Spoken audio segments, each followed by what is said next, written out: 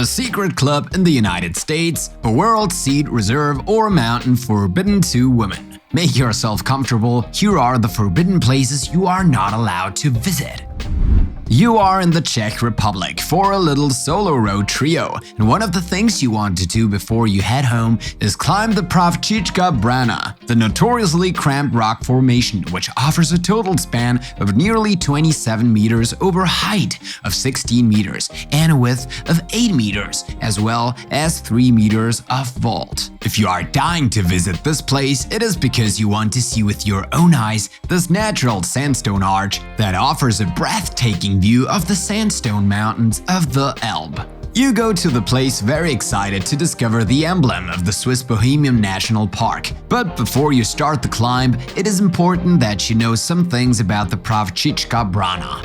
The site has been visited since the end of the 18th century, and even today it is visited by more than 200,000 people from all over the world.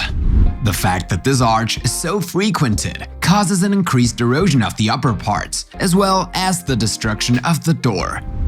Thus, since 1982, access to the gate has been forbidden in order to protect and preserve the current state, but also to allow the natural development of the sandstone massives while minimizing the negative influence of the presence of humans. Scientists find it strange that the rock arch has not collapsed in all these years.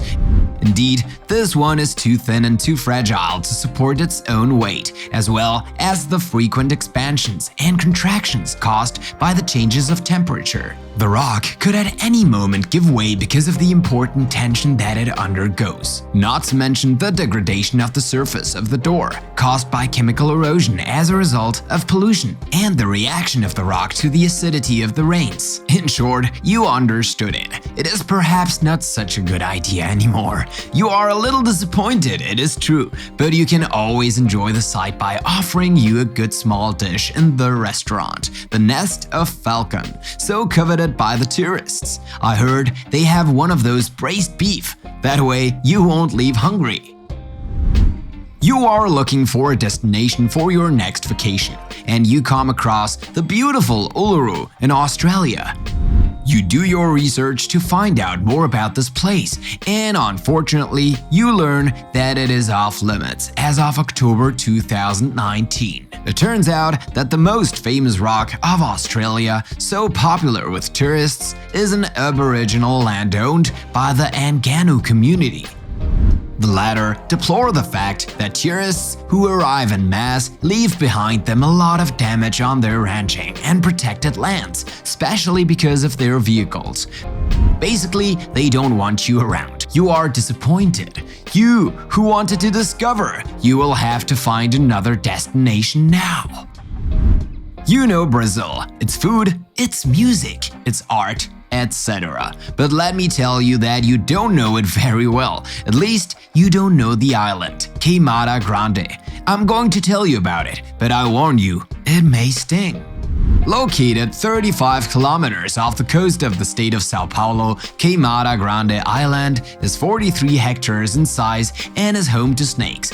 And not just any snakes, as it is said to be home to the Jararaca loa, an endemic species with deadly venom.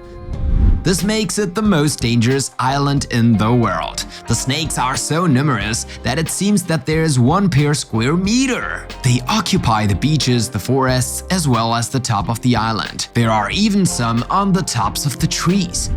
This is due to the fact that they have no predators and therefore have had time to reproduce quietly. Deserted for a long time and close to the public, the beaches isolated from the mainland for 11,000 years and are only visited by researchers from the Butantan Institute of Herpetology. The idea of imagining yourself on the island makes you anxious, doesn't it? Don't worry, there are still a few kilometers between you and Brazil, but at least you are warned in case of. You are in the peninsula of Acti, Greece, and you are in the company of your sister. Both of you love this country and intend to visit the most popular places in the region. A handsome Greek whom you met by chance the day before spoke to you in a bit of awkward English about Mount Athos. He told you, or at least from what you understood, that it was a magical and wonderful place. Mount Athos is a 336 square kilometer peninsula in the northeast of Greece, where there are 20 monasteries populated by about 2,000 monks. The idea tempts you, and you decide to go there. And since you love mystical places, you are sure that Mount Athos will charm you. Once there, you ask for a ticket to enter the peninsula of Mount Athos. The ticket agent looks you up and down as if to say, "Who is she kidding?" and curtly replies that women are not allowed to enter. You remain disconcerted and wonder if it is a hoax. Fortunately, a French tourist who is passing by comes to your rescue and explains to you that Mount Athos is indeed accessible only to men.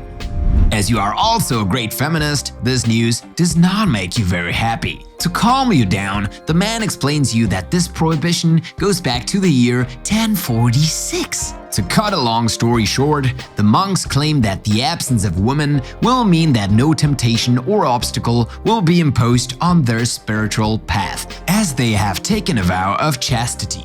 The funny thing is that the law also applies to female animals. Only cats are tolerated for their talent of de-ratters and chickens for their eggs.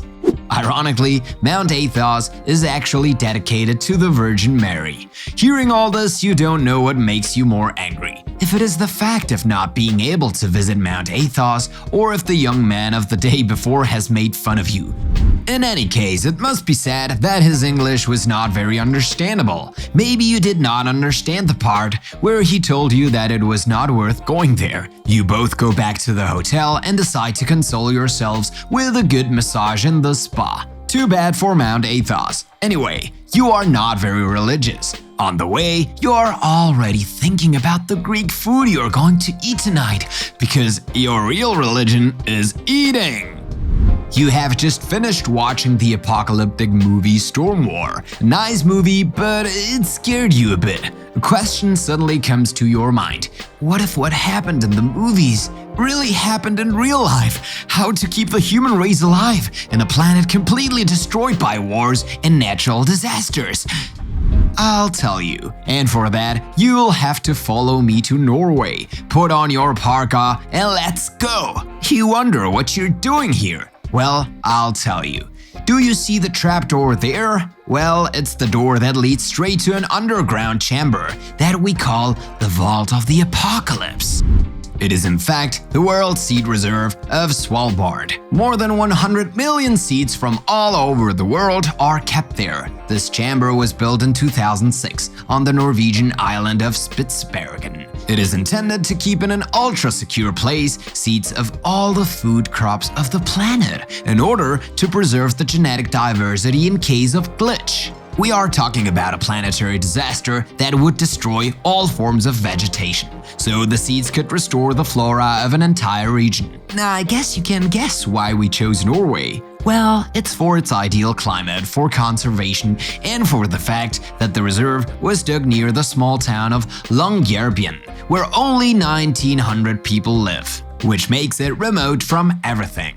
Access is obviously forbidden to everyone, except those who are in charge of refreshing, renewing, and maintaining the stocks. This reserve is the symbol of a worldwide trans-political cooperation, since several countries have contributed to it. Even North Korea has put its grains of salt. You froze your brains out during this trip, but now that you are back in your bed, rest assured, we've thought of everything. You can sleep well now. You are a journalist with a passion for unusual cases and secret subjects. You have recently been asked to investigate the so-called Bohemian Club. You decide to go there to find out more and especially to collect information on the ground. Of course, you do some research beforehand on this club, and what you do read motivates you a lot. As your work demands, you accept without hesitation and book a ticket to San Francisco. But in the meantime, you learned some blood-curdling things. You learned that this 11-kilometer square territory has been bought by 5 journalists from the San Francisco Examiner. Inside, they have created an ultra-secret and closed club, so closed that they themselves ended up being excluded afterwards. Every July since 1899, the world's most important people, notables, businessmen, politicians, presidents, and others flock from all over the world to meet there. However, you can't find out what exactly happens here, because the activities are kept secret and no one has yet managed to get any information. Nevertheless, it is said that these activities have a mystical character. Rumors also say that this club is linked to the conspiracy theory and that it would be the headquarters of the world government. Hence the famous grove, which would be the place of the devil to whom offerings would be made. You learn that no one is allowed to enter this closed club, least of all the journalists. And as it is not tomorrow that you will be president of the republic, you understood it. You are not going to make this trip. Too bad. You bought your ticket for nothing. But you are still quite happy to stay quietly behind your little desk. Anyway, you knew everything you needed to know about the Bohemian Club just by typing on your computer. You are on an expedition to Hawaii because you have always dreamed of visiting its 137-island archipelago, including the island of Hawaii, Maui, Molokai, Kauai, and especially the most beautiful one, according to what you have been told, Niihau. But you are about to buy a ticket to Niihau, and you have the bad surprise of not finding any on sale. You then ask your travel agency why they don't offer access to Niihau. They tell you that this island is totally forbidden to foreigners, even to Hawaiians themselves. You are surprised to learn this, and you ask them for explanations.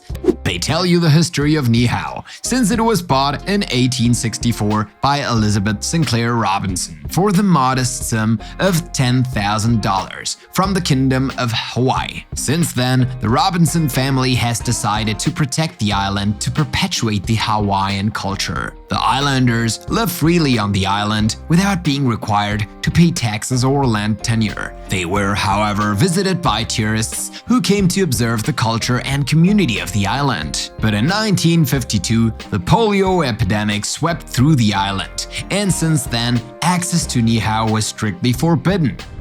Even today, although the epidemic is far behind them, the island remains closed to foreigners. To access it, you will need a special invitation from the current custodians of the island, the Robinson family. You are disappointed because you had many plans in mind, and now you will have to shorten your stay.